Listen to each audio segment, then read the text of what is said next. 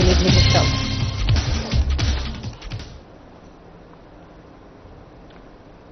नमस्कार, स्वागत है आपका। मैं हूं आपके साथ सपना दीपक मदेशा। बुलेटिन का आगाज करेंगे। राजस्व मंत्री करण सिंह वर्मा सेवा पखवाड़ा एवं स्वस्थ नारी सशक्त परिवार अभियान के तहत इछावर सिविल अस्पताल में आयोजित रक्तदान शिविर और स्वास्थ्य परीक्षण शिविर में शामिल हुए।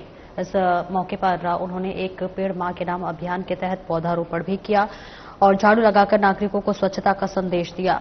इस बीच कार्यक्रम में राजस्व मंत्री करण सिंह वर्मा ने रक्तदान शिविर में भाग लेने वाले नागरिकों को प्रशस्ति पत्र भी प्रदान किए। उन्होंने स्वच्छता कर्मियों को सम्मानित किया और आवास योजना, आयुष्मान योजना के हितग्राहियों को स्वीकृति पत्र वितरित किए। इस अवसर पर राजस्व मंत्री करण सिंह वर्मा ने कहा कि प्रधानमंत्री नरेंद्र मोदी और मुख्यमंत्री डॉक्टर मोहन यादव के नेतृत्व में देश प्रदेश का निरंतर विकास हो रहा है और महिला सशक्तिकरण को बढ़ावा मिल रहा है। इस अवसर पर राजस्व मंत्री करण सिंह वर्मा ने सिविल अस्पताल इछावर में आयोजित स्वास्थ्य शिविर का निरीक्षण भी किया। निरीक्षण के दौरान उन्होंने नागरिकों की समस्याएं सुनी और संबंधित अधिकारियों को निराकरण के निर्देश दिए।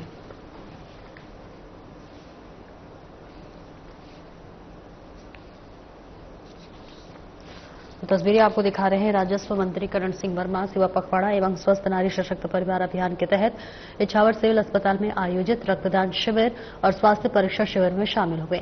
इस मौके पर उन्होंने एक पेड़ मां के नाम अभियान के तहत पौधारोपण किया और झाड़ू लगाकर नागरिकों को स्वच्छता का संदेश दिया। कार्यक्रम में राजस्व मंत्री करण सिंह वर्मा ने रक्तदान शिविर में भाग लेने वाले नागरिकों को प्रशस्ति पत्र भी प्रदान किए। उन्होंने स्वच्छता कर्मियों को सम्मानित किया और आवास योजना, आयुष्मान योजना के हितग्राहियों को स्वीकृति पत्र वितरित किए। इस मौके पर राजस्व मंत्री करण सिंह वर्मा ने कहा कि प्रधानमंत्री नरेंद्र मोदी और मुख्यमंत्री डॉक्टर मोहन यादव के नेतृत्व में देश प्रदेश का निरंतर विकास हो रहा है और महिला सशक्तिकरण को बढ़ावा मिल रहा है। इस अवसर पर राजस्व मंत्री करण सिंह वर्मा ने सिविल अस्पताल इछावर में आयोजित स्वास्थ्य शिविर का निरीक्षण भी किया। निरीक्षण के दौरान उन्होंने नागरिकों की समस्याएं सुनी और संबंधित अधिकारियों को निराकरण के निर्देश दिए हैं। राजस्व मंत्री करण सिंह वर्मा सेवा पखवाड़ा एवं स्वस्थ नारी सशक्त परिवार अभियान के तहत इछावर सिविल अस्पताल में आयोजित रक्तदान शिविर और स्वास्थ्य परीक्षण शिविर में शामिल हुए। इस मौके पर उन्होंने एक पेड़ मां के नाम अभियान के तहत पौधारोपण किया और झाड़ू लगाकर नागरिकों को स्वच्छता का संदेश दिया। कार्यक्रम में राजस्व मंत्री करण सिंह वर्मा ने रक्तदान शिविर में भाग लेने वाले नागरिकों को प्रशस्ति पत्र भी प्रदान किए। उन्होंने स्वच्छता कर्मियों को सम्मानित किया और आवास योजना, आयुष्मान योजना और हितग्राहियों को स्वीकृति पत्र वितरित किए। इस अवसर पर उन्होंने राजस्व मंत्री करण सिंह वर्मा ने कहा कि प्रधानमंत्री नरेंद्र मोदी और मुख्यमंत्री डॉक्टर मोहन यादव के नेतृत्व में देश प्रदेश का निरंतर विकास हो रहा है और महिला सशक्तिकरण को बढ़ावा मिल रहा है।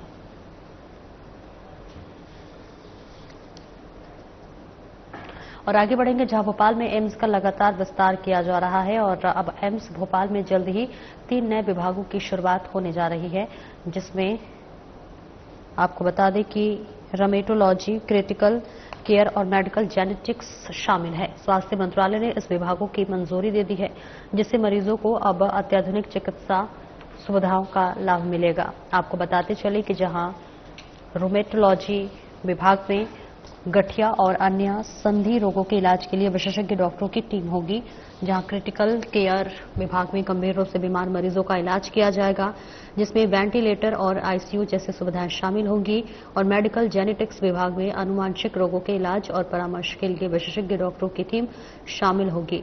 इन नए विभागों के शुरू होने से एम्स में मरीजों को बेहतर चिकित्सा सुविधाएं मिलेंगी और विशेषज्ञ डॉक्टरों की टीम द्वारा इलाज किया जाएगा। इसके चलते प्रधानमंत्री नरेंद्र मोदी के जन्मदिन के अवसर पर बीजेपी पार्टी जिला चिकित्सा प्रकोष्ठ द्वारा सेवा पखवाड़े के अंतर्गत विशाल निःशुल्क स्वास्थ्य शिविर का आयोजन हुआ।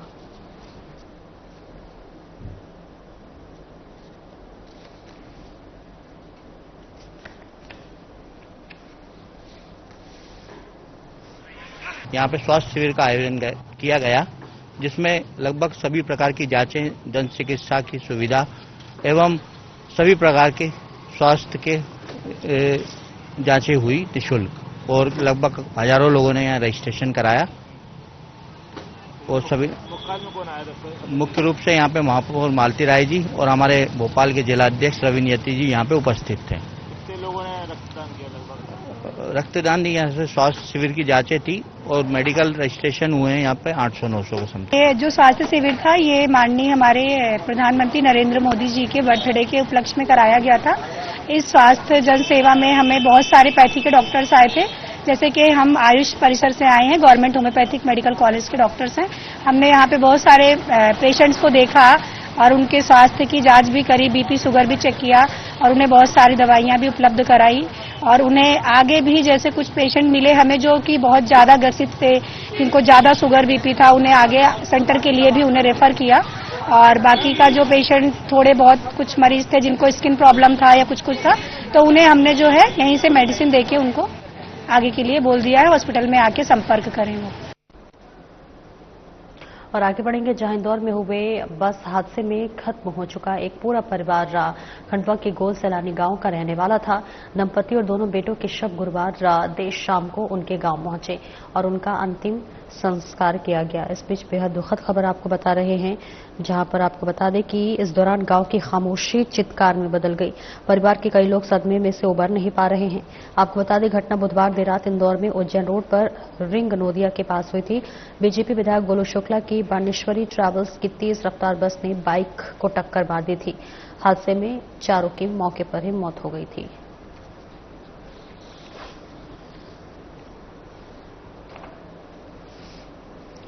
तो देखिए तस्वीरें आपको खंडवा से दिखा रहे हैं, जहां बस हादसे में परिवार के 4 लोगों की मौत हो गई है। हादसे के बाद गांव में सन्नाटा पसरा हुआ है। एक पूरे परिवार का अंतिम संस्कार किया गया है। इंदौर में हुए बस हादसे में खत्म हो चुका एक पूरा परिवार खंडवा के गौल सैलानी गांव का रहने वाला था। दंपति और दोनों बेटों के शव गुरुवार देर शाम को उनके गांव पहुंचे और उनका अंतिम संस्कार किया गया। इस बीच बता दें कि गांव में खामोशी चित्कार में बदल गई, जहां परिवार के कई लोग सदमे से उबर नहीं पा रहे हैं। ये घटना बुधवार देर रात इंदौर में उज्जैन रोड पर रिंग नोदिया के पास हुई थी।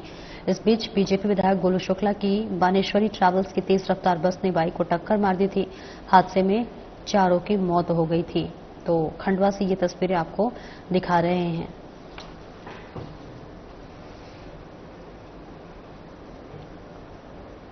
और आगे बढ़ेंगे जहां मंडीदीप के 40 ब्लॉक निवासी रूप सिंह अहिरवार की 4 मंजिला कॉमर्शियल बिल्डिंग में गिरने से उनकी मौत हो गई। यह दर्दनाक हादसा बता दें शीतलधाम क्षेत्र के उस समय हुआ जब निर्माण कार्य के दौरान उसकी ऊपरी मंजिल पर काम कर रहा था। स्थानीय लोगों के अनुसार जिस बिल्डिंग पर यह हादसा हुआ वहां सुरक्षा के कोई इंतजाम नहीं थे, न ही जाली लगी थी और न ही मजदूरों को कोई सुरक्षा उपकरण दिए गए थे। परिजनों और चश्मदीदों के मुताबिक मृतक रूप सिंह बिना किसी सेफ्टी बेल्ट या हेलमेट की ऊंचाई पर काम कर रहा था, जिससे नीचे गिरने के बाद उसकी मौके पर ही मौत हो गई। स्थानीय लोगों ने बताया कि बिल्डिंग का मालिक शशांक दुबे है, जबकि निर्माण कार्य बिल्डर रविन्द्र सिंह द्वारा कराया जा रहा था और ठेकेदार शिवेंद्र मेहरा की देखरेख में काम चल रहा था। घटना के बाद तीनों में से कोई भी व्यक्ति मौके पर नहीं पहुंचा। इसके चलते पुलिस प्रशासन द्वारा हस्तक्षेप के बाद शव को अंतिम संस्कार के लिए भेज दिया गया। ये 14 तारीख का मामला है, जहां पर ये बिल्डिंग आप देख रहे हैं। इस बिल्डिंग पर मजदूर बगैर सेफ्टी बेल्ट के और बगैर जाली के, क्योंकि 4 मंजिला पे काम कर रहे थे, ऊपर आप देख पा रहे हैं, तो 4 मंजिला पे काम कर रहे थे, बगैर सेफ्टी के कारण वो किसी काम करते हुए वहां से गिर गए और गिरने से उनकी मृत्यु हो गई। मृत्यु के बाद परिजन दर दर भटक रहे हैं, इंसाफ की गुहार कर रहे हैं। प्रशासन अपनी कार्रवाई कर रहा है, लेकिन उसमें विलंब हो रहा है और निश्चित तौर पर हमें विश्वास है प्रशासन पे शीघ्र इस दुखी पीड़ित परिवार को इंसाफ मिलेगा, लेकिन कोई खाना पूर्ति ना हो प्रशासन द्वारा। इसलिए हम परिवार के साथ खड़े हैं और प्रशासन से भी आग्रह करते हैं आप सबके माध्यम से इस निर्धन परिवार को इंसाफ मिले और जो बिल्डर है और जो इस बिल्डिंग का मालिक है और जो ठेकेदार है, इन तीनों पर ही 304 की अंतर्गत कार्रवाई की जाए और इस निर्धन परिवार को इंसाफ का काम किया जाए। मेरे पिताजी काम कर रहे थे, लेकिन वो यहाँ सेफ्टी ना होने की वजह से गिर गए और उनकी मृत्यु हो गई।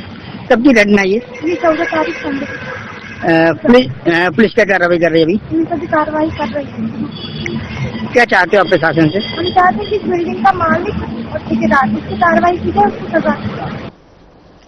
और आगे बढ़ेंगे जहां खंडवा में भीषण सड़क हादसा हो गया, जिसमें तेज रफ्तार कार ने 2 युवकों को जोरदार टक्कर मार दी, जिसमें दोनों की मौके पर ही मौत हो गई। इस बीच हादसे में कार अनियंत्रित होकर पलट गई, तो वही आरोपी कार सवार मौके से फरार हो गए। आपको बता दें कि घटना की सूचना मिलने पर पुलिस ने मौके पर पहुंचकर शव को पोस्टमार्टम के लिए भेज दिया और मामले की जांच शुरू कर दी है।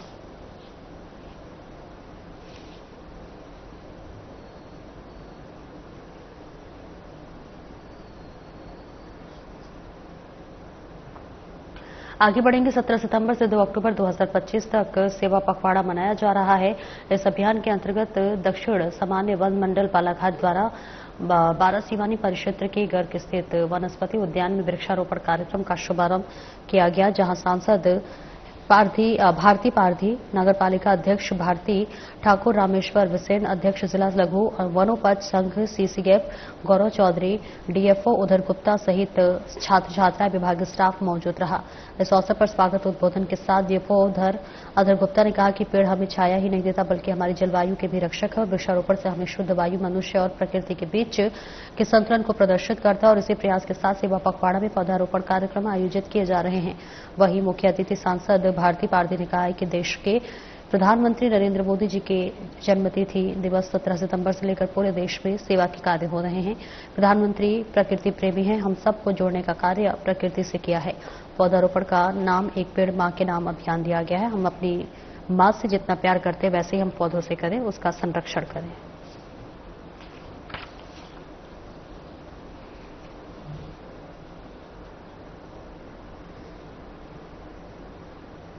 आगे बढ़ेंगे। सामाजिक न्याय और दिव्यांगजन सशक्तिकरण मंत्री नारायण सिंह कुशवाहा सेवा पखवाड़ा के तहत आयोजित सहायक उपकरण वितरण कार्यक्रम में शामिल हुए, जहां आपको बता दें कि उन्होंने कार्यक्रम को संबोधित करते हुए कहा कि प्रधानमंत्री नरेंद्र मोदी और मुख्यमंत्री डॉक्टर मोहन यादव पूरी संवेदनशीलता के साथ दिव्यांगजनों के कल्याण और उत्थान के लिए निरंतर काम कर रहे हैं। उन्होंने कहा कि दिव्यांगजनों को रोजगार, शिक्षा और स्वास्थ्य सेवाओं में समान अवसर प्रदान करना सरकार का एक महत्वपूर्ण उद्देश्य है। कार्यक्रम में सामाजिक न्याय और दिव्यांगजन सशक्तिकरण मंत्री नारायण सिंह कुशवाहा ने 130 दिव्यांगजनों को सहायक उपकरण वितरित किए। इन उपकरणों में व्हीलचेयर, वैशाखी, एयर मशीन, स्टेक आदि शामिल है। सहायक उपकरण वितरण कार्यक्रम के पश्चात मंत्री नारायण सिंह कुशवाहा ने बैठक आयोजित कर संस्थान की गतिविधियों के बारे में विस्तार से जानकारी दी। कार्यक्रम में सामाजिक न्याय और दिव्यांगजन सशक्तिकरण विभाग की प्रमुख सचिव सोनाली वायंकरण, राष्ट्रीय मानसिक स्वास्थ्य एवं पुनर्वास संस्थान के संचालक डॉक्टर अखिलेश कुमार शुक्ला मौजूद रहे।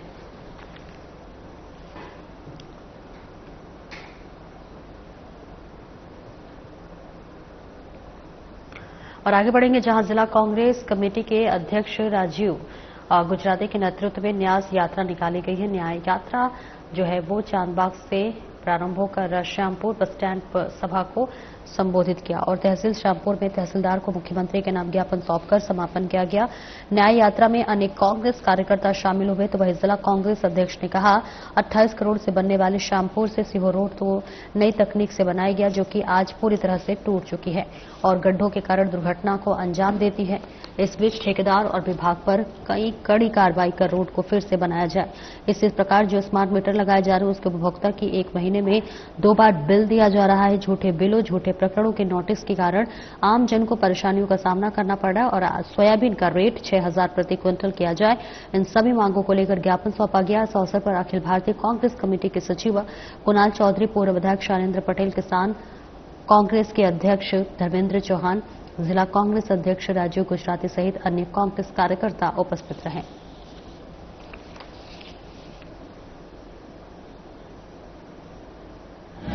उसका उद्देश्य सीधा है, जो भारतीय जनता पार्टी की सरकार में उनकी जन विरोधी नीतियां, चाहे वो केंद्र की सरकार हो या प्रदेश की सरकार हो, इसमें आम जन, किसान, युवा सब परेशान है।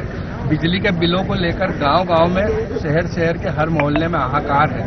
बात यह है कि यदि कोई गरीब आदमी अपना पंचर जोड़कर व्यवसाय चलाता है तो आपके इस श्यामपुर में उसे 40,000 रुपए का बिल दे दिया गया। आम आदमी, किसान आज हद से ज्यादा परेशान इस सरकार में हो चुका है। श्यामपुर सड़क की हालत, आप 28 करोड़ रुपए की जो सड़क बनी थी उसकी हालत देखिए, वो 28 महीने भी नहीं चल सकी। और सबसे बड़ी बात यह है कि जिम्मेदारों ने आज तक उसके बारे में कोई बात करना मुनासिब नहीं समझा। हम चाहते हैं कि ठेकेदार पर कार्रवाई हो, वसूली हो और इस सड़क को जल्दी से बनाया जाए। और आज सोयाबीन की जो लागत है उसके मूल्य में उसकी लागत भी बाहर नहीं आ रही है।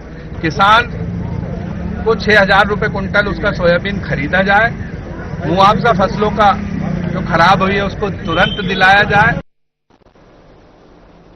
और आगे बढ़ेंगे, जहां जिले में बीजेपी कार्यकारिणी की जो नियुक्तियां हैं वो जिला अध्यक्ष राजपाल सिंह तोमर के नेतृत्व में संपन्न हो गई है। आपको बता दें कि प्रदेश अध्यक्ष हेमंत खंडेलवाल की अनुशंसा पर जिले के नई जिला कार्यकारिणी का गठन किया गया है।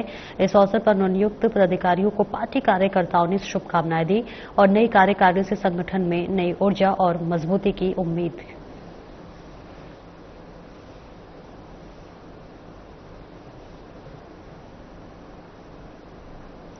आगे बढ़ेंगे। विशेष न्यायाधीश पद पर पदस्थ मनोज मंडलोई को पदोन्नति लेकर प्रधान जिला और सत्र न्यायाधीश को बनाया गया है, जहां पर पदोन्नति पर खंडवा के अधिवक्ताओं ने उनका शॉल और शिफल देकर उन्हें सम्मानित किया।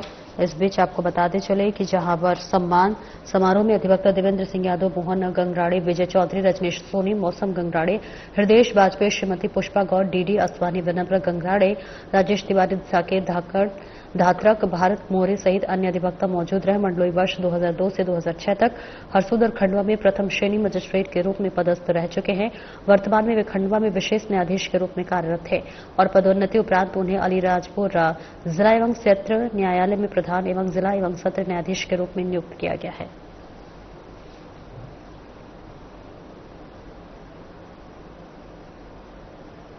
प्रदेश शासन के निर्देशन पर जिले में अवैध शराब निर्माण और उसकी बिक्री रोकने के लिए जिम्मेदारों द्वारा रोजाना कार्रवाई की जा रही है। बावजूद इसके भी पुलिस अवैध शराब की बिक्री पर पूर्णतः रोक लगाने में नाकाम साबित हो रही है। शायद यही वजह है कि संपूर्ण जिले में अवैध शराब की बिक्री धड़ल्ले से हो रही है। अवैध शराब की बिक्री का ताजा मामला भरवेली थाना क्षेत्र के अंतर्गत आने वाले ग्राम पायली से सामने आया, जहां की करीब 1 दर्जन महिलाओं ने भीम आर्मी एकता मिशन के बैनर तले ज्ञापन सौंपकर गांव में शराबबंदी की जाने की मांग की है। कलेक्ट्रेट में सौंपे गए ज्ञापन में उन्होंने गांव में महज 10-20 घरों को छोड़कर बाकी पूरे गांव के सभी घरों में अवैध शराब का निर्माण कर उसकी बिक्री करने की शिकायत की है। वही मांग पूरी न होने पर भीम आर्मी एकता मिशन के बैनर तले भरवेली में महिलाओं द्वारा उग्र आंदोलन किए जाने की चेतावनी दी है।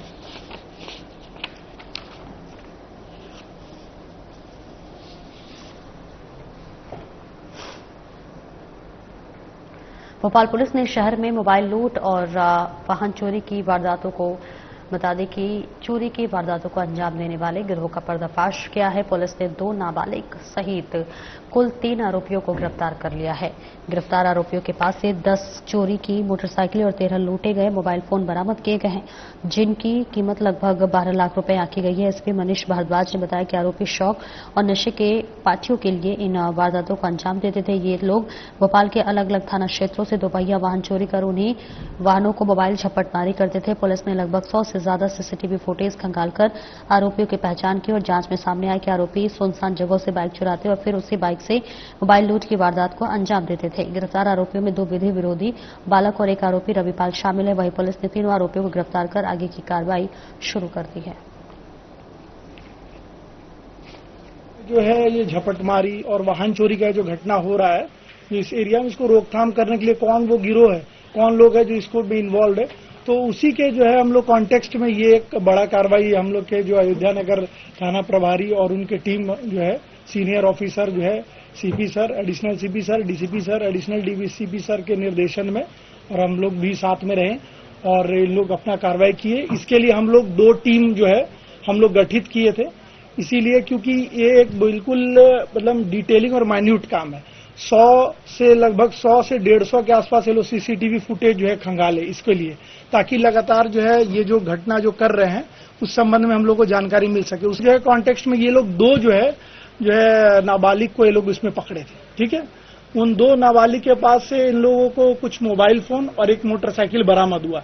जब ये लोग उसको जांच किए, पूछताछ किए, तो उस दौरान उसके द्वारा उन लोगों के द्वारा कबूला गया कि हम लोगों ने इसके पहले भी जो है मोटरसाइकिल जो है चोरी करके उस मोटरसाइकिल से जो है हम लोग झपटमारी का जो है घटना को अंजाम देते थे। जो टीम के द्वारा जो वो लोग के कहने पे जो खुलासा हुआ, जो लोग पकड़ाए थे जो 2 नाबालिग है, उसके कहने पे 10 मोटरसाइकिल और 13 मोबाइल फोन जो है इन लोग जो है जब्त किए, जिसका इवैल्यूएशन लगभग जो है 20 से 22 लाख के आसपास था।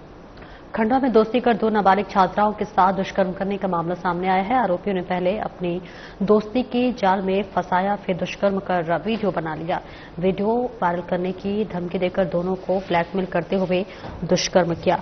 इस बीच आपको बता दें कि पहले मामले में आरोपी युवक ने छात्रों से दुष्कर्म करने का वीडियो बनाने के बाद अपने दोस्त को वह वीडियो दे दिया, जिसके बाद दूसरे युवक ने भी छात्रा के साथ दुष्कर्म किया और इसी तरह एक और मामला उसी थाने में आया, जिसमें छात्र ने दोनों आरोपी में से एक पर आरोप लगाया है। पिपलो थाने में पुलिस ने दोनों आरोपी युवकों के खिलाफ मामला दर्ज कर लिया और मामले की जांच शुरू कर दी है। मामले को लेकर हिंदू जागरण मंच के जिला संयोजक माधव झा ने बताया कि खंडवा जिले के अंतर्गत रहने वाली नाबालिग बालिका का मुस्लिम युवक ने वीडियो वायरल किया था। परिवार ने हिंदू जागरण मंच से संपर्क किया और उनके माध्यम से पुलिस तक शिकायत की गई। आरोपी युवक ने अपने दोस्तों को भी पीड़िता के वीडियो भेज दिए और उनके द्वारा भी छात्रा को ब्लैकमेल किया गया। आप सभी देख रहे हैं लगातार लव जिहाद की घटनाएं बढ़ती जा रही है। कल भी हमारे संज्ञान में एक मामला है जो बहुत दिनों से चल रहा था। किसी मुस्लिम युवक ने एक वीडियो वायरल किया था। उसके माध्यम से पता चला कि उस वीडियो के पहले उसका जो एक दोस्त था उसने एक नाबालिग बच्ची के साथ शारीरिक शोषण करके उसका वीडियो बनाया था। उसके बाद उसने अपने कुछ दोस्तों के साथ उस वीडियो को शेयर किया था कि मैंने तो उसको सेट कर लिया, आपके बाद आपके पास रखो, और वो फिर बाद में ब्लैकमेल कर रहे थे। उसके बाद पता चला जब हमारे पास जानकारी आई तो उसकी सहेली भी एक जो नाबालिग है, छात्रा है, उसने भी बताया कि भैया हमारा परिवार डरा हुआ है, हम काफी दिनों से शिकायत करना चाह रहे थे पर उनको हिम्मत, उसको संबल नहीं मिल पा रहा था। फिर बाद में एक दूसरी एफआईआर भी हुई। अभी हमारी कल पूछताछ में हमको जानकारी मिली है ऐसे 7 मामले और है। पूरे खंडवा जिले में जनजाति समाज के जो नाबालिग बच्चियां हैं उनको टारगेट किया जा रहा है। और ये भी आप एक देखेंगे जो भोपाल, इंदौर और उज्जैन में जो घटनाएं हो रही है, जो एक समूह बना के, ग्रुप बना के जो घटनाएं की जा रही है, इसी प्रकार की ये घटना भी दिखी है जो खंडवा जिले की घटना है। इस विषय में मेरा प्रशासन से मांग है कि प्रशासन के पास गुप्तचर विभाग है, जमाने भर की टीम है, इंटेलिजेंस है, ये लोग क्या कर रहे हैं। आगे बढ़ेंगे। ग्राम पंचायत समारिया में आपको बता दें कि हर वर्ष की तरह इस वर्ष भी राजा शंकर साहब पर पुत्र कुंवर रघुनाथ पिता पुत्र का भी जो है बलिदान दिवस मनाया गया, जहां आपको बता दें कि इनके अहम हमारे देश को स्वतंत्र कराने में भूमिका रही है। यह कार्यक्रम गढ़ी क्षेत्र में सभी क्षेत्रवासियों के लिए उत्साहपूर्वक रहा। इस पर्व पर अनेक विद्वानों ने उनकी जीवनी और उपलब्धि गिनाई। कार्यक्रम को सफल बनाने में ग्राम पंचायत सरपंच, उप सरपंच और समस्त ग्रामवासियों का विशेष सहयोग रहा।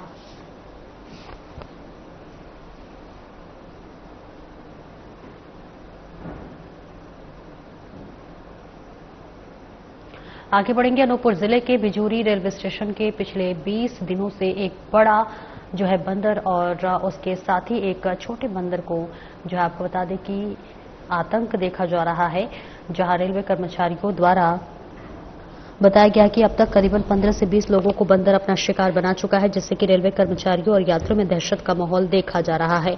कर्मचारियों का कहना है कि जब भी हम लोगों द्वारा ट्रेन में चार्ज लेने जाते हैं तो उसी दौरान बंदर द्वारा वार किया जाता है। हम लोग बांस का डंडा लेकर जाने को मजबूर हो गए हैं। उसके बावजूद अगर थोड़ा भी ध्यान इधर उधर जाता है तो बंदर लोगों को अपना शिकार बना लेता है, जिसके बाद इलाज के लिए बिलासपुर जाना पड़ता है। इसके साथ ही कर्मचारियों ने बताया कि इसकी शिकायत रेलवे अधिकारियों, वन विभाग, नगर पालिका बिजोरी, मध्य प्रदेश सरकार के मंत्री दिलीप जायसवाल से की गई है। उसके बावजूद इससे निजात नहीं मिल रहा है। है एक बंदर है जो पगला गया, क्या है वो सबके काट दे। लोको पायलट के तो ज्यादा समस्या आ रहा है, इंजन में घुस के काट दे रहा है। अभी तक लगभग कितने लोग काट चुका है? अभी तक 15 से 20 को काट दिया है और पैसेंजर 8-9 के काट दिया है। प्रॉब्लम ये आ रही है कि इस बिजली स्टेशन पर एक बंदर अचानक से आ गया है, उसके साथ एक छोटा बच्चा भी है। वो क्या करता है कि जब गाड़ी खड़ी है, हमारे स्टाफ जब चार्ज लेने जाते हैं या उतर के आते हैं तो लोगों के पास जाके अचानक से हमला करता है। अभी तक लगभग कितने लोग हमला कर चुका है?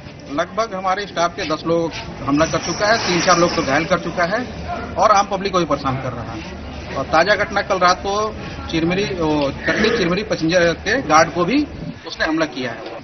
सर पूरा मामला ये है कि जब भी हम लोग आते हैं, इंजन के पास जाते हैं, बंदर जो है वहाँ पर पहुँच जाते हैं और हमको छुप को इंजन में जाना पड़ता है और 7-8 लोको पायलट को भी काट चुका है।